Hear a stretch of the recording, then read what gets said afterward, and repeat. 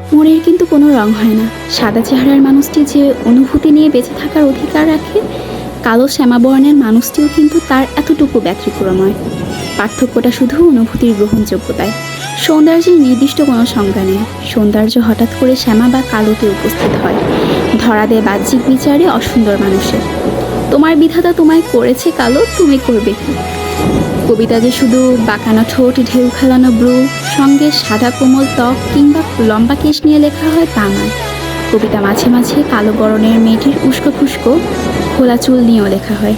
সুন্দর তকমা লাগানো মেয়ের খোপায় শিউলি ফুলের মালাটা পরানোর অধিকার হস্তক্ষেপে লাগে জনতার সংঘর্ষ।